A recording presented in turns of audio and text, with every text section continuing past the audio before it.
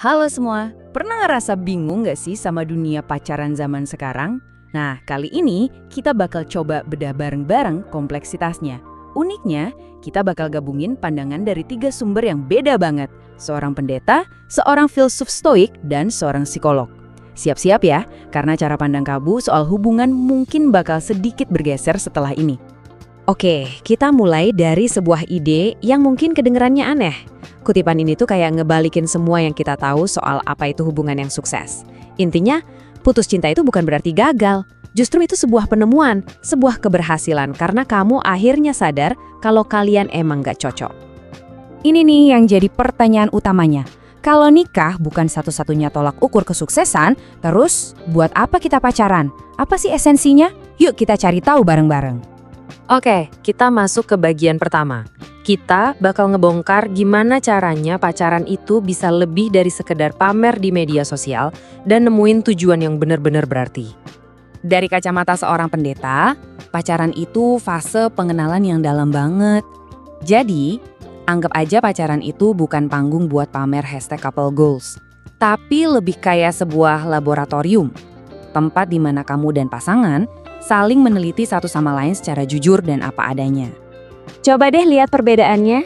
Jauh banget kan? Di satu sisi, ada pacaran dangkal yang isinya cuma basa-basi, udah makan belum? Di sisi lain, ada pacaran yang bertujuan, yang berani ngobrolin topik-topik susah, misalnya, gimana sih pandanganmu soal keuangan? Atau nanti kalau kita berantem hebat, enaknya gimana nyelesainnya? Nah, dari obrolan-obrolan kayak ginilah, kepercayaan yang asli itu dibangun. Jadi, apa kuncinya? Koneksi yang beneran, dan itu tuh nggak muncul dari diem-dieman. Koneksi sejati itu lahir dari keberanian buat nanya, kejujuran buat ngejawab, dan ketangguhan buat nggak lari pas obrolan lagi susah-susahnya. Oke, tujuan pacaran udah mulai kebayang. Sekarang kita geser ke fondasinya, diri kita sendiri. Coba kita intip gimana filosofi stoik kuno bisa ngasih kita daya tarik yang paling otentik. Filsafat stoik itu punya cara pandang yang revolusioner soal daya tarik. Gini, lupakan soal ngejar-ngejar orang, fokusnya adalah ngebangun diri sendiri. Daya tarik yang paling kuat itu bukan datang dari usaha mati-matian buat nyenengin orang lain, tapi dari nilai yang kamu bangun di dalam dirimu. Ini dia resepnya, ada 3 pilar. Pertama, kuasai diri. Kamu nggak butuh like dari orang lain buat merasa berharga. Kedua, punya tujuan hidup. Kamu tahu mau kemana arah hidupmu, ada atau nggak ada pasangan. Ketiga, jaga ketenangan. Jadilah jangkar di tengah badai, bukan badainya itu sendiri. 3 hal ini kalau digabungin, wah auranya kuat banget dan menarik. Kutipan ini benar-benar ngerangkum semuanya dengan pas. Saat kamu udah utuh dengan dirimu sendiri, kamu jadi sumber inspirasi, bukan sumber kebutuhan atau beban. Ini bukan berarti jadi sombong atau dingin ya, tapi jadi pribadi yang stabil dan mandiri. Nah, dengan fondasi diri yang kokoh, sekarang kita jadi lebih siap buat ngenalin sisi gelap hubungan, dinamika yang toksik. Yuk kita belajar ngenalin tanda-tanda bahayanya biar bisa melindungi diri kita. Psikolog Kezia Malista ngasih definisi yang penting banget. Coba deh perhatiin kata kuncinya, pola. Jadi hubungan toksik itu bukan cuma sekali berantem hebat, tapi sebuah siklus perilaku yang ngerusak dan terjadi terus-menerus. Yuk kita coba jujur sama diri sendiri sebentar. Sambil kamu baca daftar ini, coba renungin, ada nggak 1 atau lebih poin di sini yang bikin kamu ngerasa, kok ini gue banget ya? Sadar dan mengakui itu aja udah jadi langkah pertama yang super penting loh. Mungkin kamu mikir kalau udah seburuk itu, kenapa nggak pergi aja sih? Itu pertanyaan yang wajar banget, tapi jawabannya, jujur, rumit.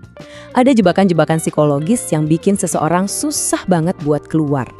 Bayangin aja ini kayak jaring laba-laba psikologis. Makin seseorang mencoba keluar, makin dia kejebak dalam isolasi, manipulasi, dan harapan palsu kalau pasangannya bakal berubah. Ini bukan soal lemah atau kuat ya, ini soal terjebak di dalam sebuah sistem yang memang dirancang untuk melumpuhkan. Oke, kita udah kenali masalahnya.